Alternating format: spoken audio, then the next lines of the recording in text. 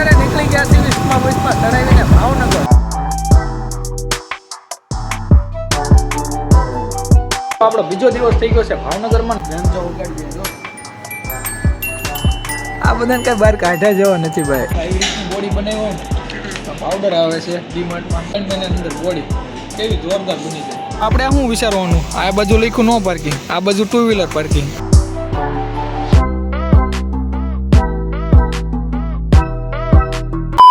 રામ રામ ડાયરાને સ્વાગત છે તમારા આજના એક તાજા વ્લોગ વિડીયોની અંદર. અને આજે તો ગધેડીનો તડકાનો વ્લોગ શરૂ કર્યો. સુખનો સૂરજ ઉગી ગયો, સુખનો સૂરજ. આપણો સુખનો સૂરજ ક્યારે ઉગશે ભાઈ? અને મિત્રો તમે વ્લોગ જોવો છો તો તમારા મિત્રોને શેર પણ કરો, જેથી એ લોકો પણ જોઈ શકે. અને લાઈક કોમેન્ટ કરવાનું ભૂલતા નહીં ભાઈ. લાઈક કોમેન્ટ શેર તમે કરશો ને, જેથી મને થોડુંક અંદરથી મોટિવેશન પણ મળશે, જેથી હું વધારે વ્લોગ પણ બનાવી શકું. અને તમે ખાસ એ પણ કોમેન્ટ કરી દેજો કે આપણા મોટા વ્લોગ જોવાની મજા આવે છે કે મિની વ્લોગ. ખાસ કોમેન્ટ કરી દેજો ભાઈ. તો હાલો મિત્રો, હવે આપણે જઈએ ઘરે, કારણ કે આપણે બેઠા હતા મામાદેવના મંદિરે ને ભાઈ તડકો પણ બહુ થઈ ગયો છે અને જમવાનો સમય પણ બહુ થઈ ગયો છે. તો હાલો ફટાફટથી જમતા આવી. Few moments later. તો ગાઈઝ આપણે અત્યારે નીકળી ગયા છીએ બસમાં ચડાવીને ભાવનગર. અને મારી સાથે છે જયભાઈ અને ઈ કરે છે ડ્રાઇવિંગ. જો ભાઈ જાતા વચ્ચે ગાયું આવી ગઈ આખા રોડમાં. જો ભાઈ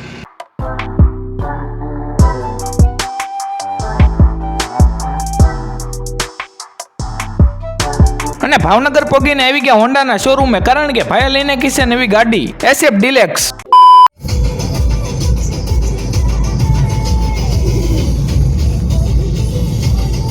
અને પછી આપણે આવી ગયા ઘરે અને આપણે લેતા આવ્યા દાબેલી. ભાવનગરમાં આવો ને તમે કર્ણાવતી ની એકવાર કચ્છી દાબેલી ખાઈજો ભાઈ, મજા જ આવી જાય.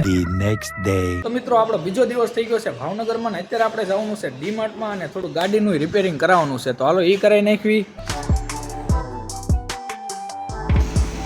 મિત્રો આપણે પહોંચી ગયા છે ડીમાર્ટમાં. આ બધા કંઈક વસ્તુ જોવે છે. જો શું કરો ભાઈ? જો ઉગાડીએ. જો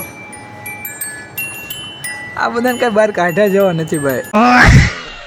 તો ભાઈ તમારે આવી રીતની બોડી બનાવી હોય ને પાવડર આવે છે ડીમાર્ટમાં, લઈ જાય. ખાલી 3 મહિના લગીને દરરોજ જમીને લેવાનું. 3 મહિનાની અંદર બોડી કેવી જોરદાર બની જાય. જો મિત્રો આપણે શું વિચારવાનું, આ બાજુ લખ્યું નો પાર્કિંગ, આ બાજુ 2 વ્હીલર પાર્કિંગ. હવે આપણે ગાડી મૂકવાની કે નહીં?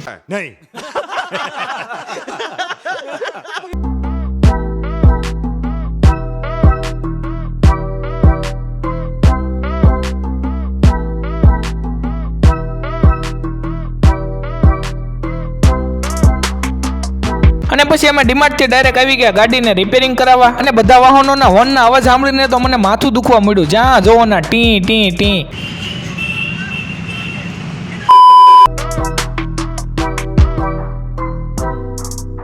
અને પછી આવી ગયા મારા મામાને ખાઈ લીધા મફતના મામા આગળથી કોન. અને પછી તો થોડાક કોન ખાઈને આગળ ગયા ત્યાં તો પાછી ગુલ્ફી લઈ લીધી. અને આ બે ભૂખડ તો જો આ જુઓ સાટે છે. હજી બે એક કોન ખાઈને આવ્યા તોય શરમ નથી. એ મારી ગુલ્ફી ક્યાં ગઈ?